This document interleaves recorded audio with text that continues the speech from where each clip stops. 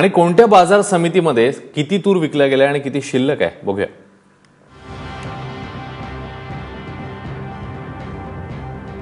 अमरावतीमध्ये 25,000, सोलापुरात 5,000, तर लातूरात 20,000 क्विंटल तूर शिल्लक आहे।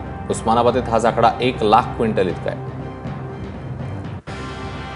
अहमदनगरला 25,000 क्विंटल आणि नांदेडला 20,000 क्विंटल तूर शिल्लक आहे। तर जालन्यात हाच आकडा 10,000 क्विंटलचा आहे। धुळ्यामध्ये 400 क्विंटल, तर नंदुरबारला 4,000 क्विंटल, बीडला 1,00,000 क्विंटल आणि अकोल्यामध्ये देखील 1,00,000 क्विंटल, तर वर्ध्यामध्ये देखील 1,00,000 क्विंटल तूर शिल्लक आहे। तर यवतमाळला 1,75,000चा आकडा संपतोय।